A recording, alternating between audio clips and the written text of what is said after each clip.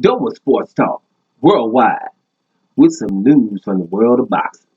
So y'all know what time it is. You ain't in a rush to get concussed, baby. Now, talk a little middleweights and talk a little boxing, aficionados. Boxing commentator extraordinaire Paulie Malignaggi. Y'all know some people love him, some hate him, right? But you know one damn thing about him, he gonna come with the truth.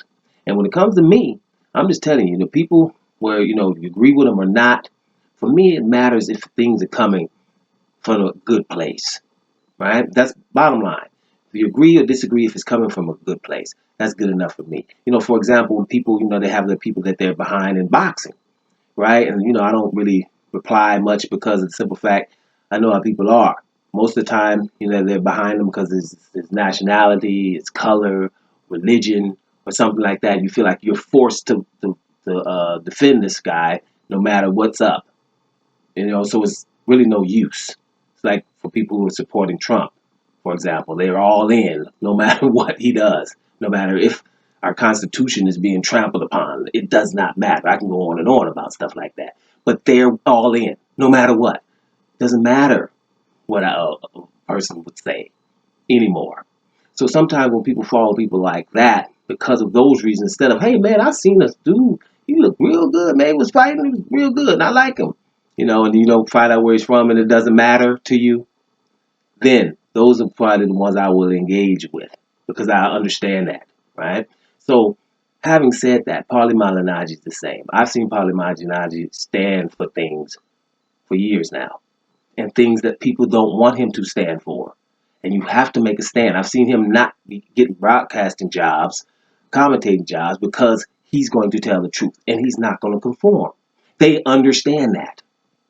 Now, because he has so much integrity, now it's finally starting to pay off for the man. Great, because he's telling you what it was. Things that people are uncomfortable with, things that boxing doesn't want people to know. But because of this new age and things going down with new media and things like that, people are just, being able to get the truth from other places other than just the media you were accustomed to, which will tell you what you have to do. And then you got Walking Dead before Walking Dead was out. Just zombies believing things. But those times are over, right? And it's good Paulie Malignaggi is saying something. He said something about the fight that, what did I say about? Similar. Canelo Alvarez versus Sergey Kovalev, right? Me, hell no. What is it? To Kovalev Canelo. Hell no. To Kovalev Canelo. Y'all know what time it is. You see your climbing weight divisions. Like we don't see fake decisions. The guy you which straight position. Remember that? Dudes use your vision. Got others locked in prison. Y'all remember them lyrics? Hell no to Kovalev Canelo. Telling you way back. That shouldn't be. And this is what the fight they're going to want to do. Right? But his thing, he says, right? It took me about 3 or 4 minutes to even tell you what he said, right? Paulie Malignaggi said that the Kovalev Canelo fight is spitting in the face of boxing, right? Boxing fans. Spitting in the face. Now, he's going in about things that's very important. They climb, like I've been saying too. Got the wrong hat on. Supposed to have the told you hat on, right? He's saying, because, listen, Canelo was doped twice, right, with clenbuterol. And with contaminated meat that everyone knows that he understands and he does not have to eat because he's rich. Basically, just sum it up. Sum it up real quick. He shouldn't have to eat the contaminated meat that he knows is in Mexico before big fights, and you're about to have them. You're about to get tested. You get caught twice with clenbuterol. Not that bad, right?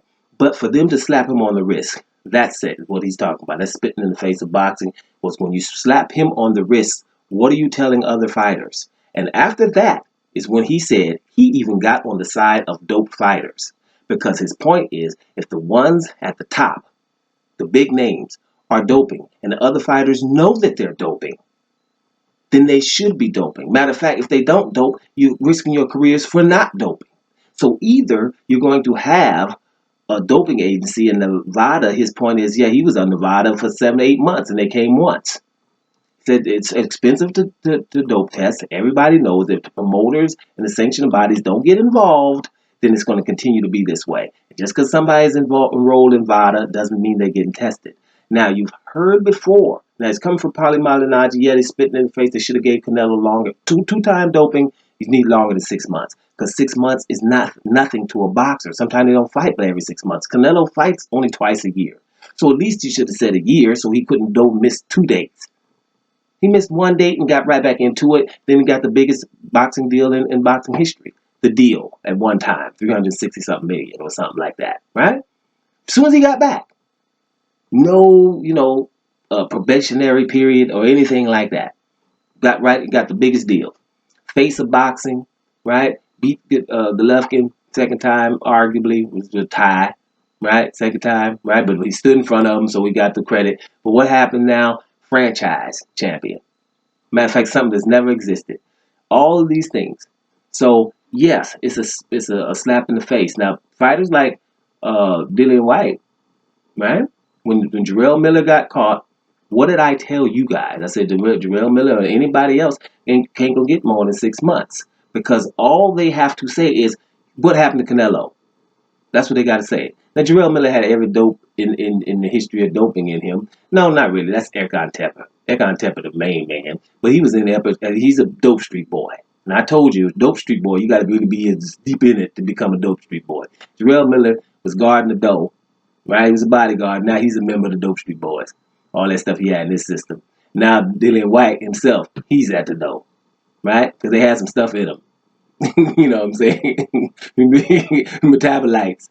When you get the metabolites, you don't want to mess with nobody with no metabolites. If Dillian White had metabolites, he about to start his own band called the Metabolites. Bottom line is, all them boys are dope. And Dillian White said, listen, before your boy Jarrell Miller was going to fight Joshua, Dillian White told us. He said, the reason why Jarrell Miller is doped is because Anthony Joshua is, right? He's getting his from the drugstore. I forget the name of it, but because you can say, well, I got asthma and get some things. And then it's prescribed for you, right? And that stuff works in England. But he said, that's why Jarrell Miller said, if I'm going to fight him, I better be doped. He said it. And then he proved it himself by being dope. I guess he felt like he better be dope because he must feel like Oscar Rivas is dope or something. Because he was dope. So they all dope, basically. There's a few of them that's not. But we don't like those for some reason. Shoot. But somebody going to be mad at Paulie Malignaggi for being upset about everybody doping. Right? Somebody going to be mad at me for saying it's about 1 or 2 fighters that are not doped in the heavyweights. And we don't like them. Right? Because we like the dope ones, right? That'll be coming back and we'll put them in front of the guys who's not doped. That's how we roll. Boy, that's just Sodom, Gomorrah, and 666, all kinds of stuff. People just love hating stuff. But at the end of the day, Paulie Malignaggi said that, and he don't like it, right? He doesn't like that everybody's doped, but he has a feeling for the people that are doping now because he's like, if they don't stop everybody, then what do you expect people who are coming up? He has a good point. Don't we have to stop doping, right? As far as Canelo and KOVALEV is concerned, let's go back to that, right?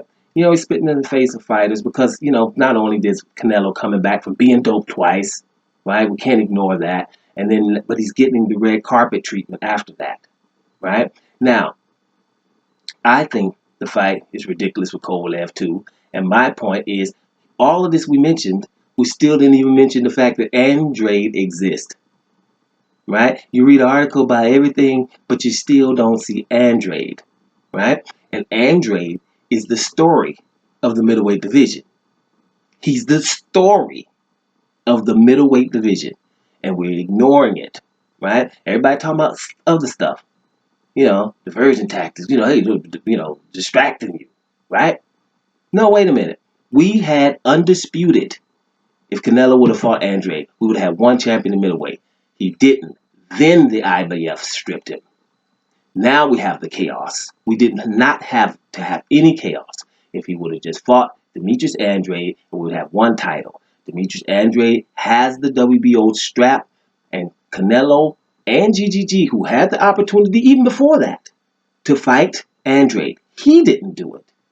So if Gennady Golovkin or Canelo don't want to fight him at all, who is the story of the middleweight division? Don't say Billy Joe Saunders because he was out a couple of years now, about a year now too. Doped. Let's remember that when he gets back and he fights this one guy he's going to fight here soon that nobody knows. Once after that, then they'll be calling him higher in the pound for pound than Demetrius Andrade, right? No, Demetrius Andrade is the middleweight, right, that we need to be talking about. After that is Charlo. That's what's supposed to be happening, right? So, yes, Canelo versus Kovalev is spitting in the face of boxing and boxing fans. I agree with Paulie Malignaggi, and he's right most of the time. And listen, you can start hating on the guy if you want, or you probably already do, but you need people like this to stand up for what's right. Sometimes there's no gray area. What's right and what's wrong. And Paulie Malignaggi tries to stand on the side of what's right. It has to be respected. Doing Sports Talk. Worldwide. And I'm about to hear y'all.